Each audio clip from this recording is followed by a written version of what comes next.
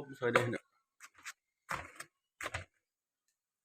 มันนี้ส้มหมูนะส้มหมาปูนะ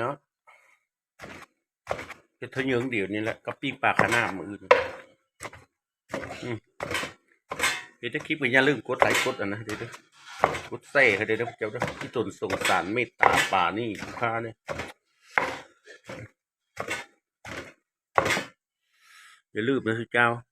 สาธุเดินนกปนกเอาไว้ก็ไว้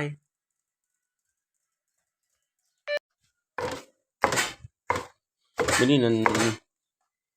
ส้มอันนั้นเนื้อหมูจ้าไม่ใช่เนื้อสีหนังมันแหละนั่นนางก็ให้เลยซื้อหนัง4 โลมาต้มว่าซื้อในหนังอันซื้อในหนังโป๊ะว่ะหนังโป๊ะนะซื้อได้หนังโป๊ะนะซื้อได้เอา4 โลมันมาเฮินเซอ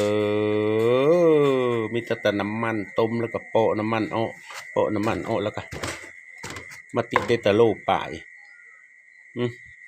ได้แต่โล2 ขีดเจ้าหนัง4 โลนะปิดได้เมขาเขายังว่าโคตรโธ่ซื้อเรามีเคยซื้อน้ำนักว่ามาละเบอร์สีนธรรมดาสีนมากเล่มเอ็นเล่มออกก็ยังซื้อศีล3 โลเลยหนัง4 โลละศีล3เนาะอัน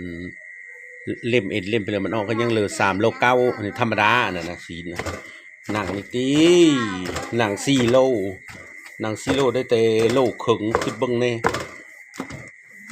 ไปหันมีแต่มันทั้งหมดค่อยเว้าแล้วได้ค่อยเว้าว่าอันหนังโป๊ะเด้อหนังโป๊ะเด้อเมยว่ามาแล้วเมยนำเมคาเท่านั้นแหละเว้าหลายจิบท้องน้อยเจ้าต้มโนดไปเลยแล้วล่ะกะลืมซื้อไม่ปิ้งหวานนี่นะสิเจ้าฮะนะปิ้งปลาขนาดนะแล้วก็เลยเห็นเท่าแล้วก็ซื้อเท่ามาลาบมันจังสบายมันมีได้ยำสดกึ่นกึกสดกึ่นกึกเลยเนาะพวกเจ้าฮะนะเท่านะงามก็งามแต่เท่อันนี้ส้มหมาปูกฮะนะเต็มโคกแล้วนะฮะนะเอาโบกพองเอาแล้วก็เลยเห็นปลาทึนี่แล้วก็เลยซื้อปลานี้มาไว้นี่นะปลาตอกนี่นะแบบนี้นะอันนี้นะอันสีเฮ็ดป่นต้มซึกกับลาบเท่านี้อันนี้นะสิเจ้าเอ้ยกับผักโบโหหอมนี่เขาไม่ได้ซื้อหอยด้วยนะเพราะยำมีใดเพราะเสือแต่ป่านะแล้วกับเบอร์พักเบอร์มี่เขาโคเขาไม่เลยจ้าเท่านั้นมันบีเยอะเว้านะเว้ามาแล้วเบอร์เนาะเบอร์น้ำความเท่าความแก่นะปลาน้อยเนี่ยซื้อมาแล้วก็ใส่ขี้แล้วเสื้อตู้เย็นเว้น3 โลแล้วนี่นะมาปิ้งมื้ออื่นนี่นะลืมเสียซื้ออันนี้นะมันก็พูดกับผู้เขาจังว่าโอ้ยเท่ามาละเป็นไปเนาะสู้ก็เป็นคือกูบ่เห็นในคลิปก็อย่าลืมเด้กดไลค์กดแชร์เฮาได้ยกโป้ยกนิ้วเฮาได้เด้อกดกระดิ่งเฮาพร้อมเพื่อมันถึงเป้าหมายคือบ้านคือเมืองเพิ่นนี่2ไม่ใช่ยงนะ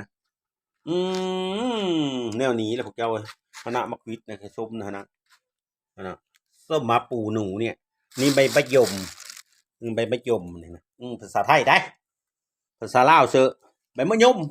แนวนั้นแหละสิเจ้าเอ้ยเพราะนั้นเราเอาเด้อมันดีได้ลาบเท่าเด้อนะไม่ได้เชื่อมะขู่ได้เฮียวมีดีเสื้อตะปากับผักหอมป้อมหอมไปเลยแหละย่าเขาโคเขาไม้เลยย่าฮะห่อส้มก็ยังไม่ได้เหลวอยู่เนาะดิน้ำก็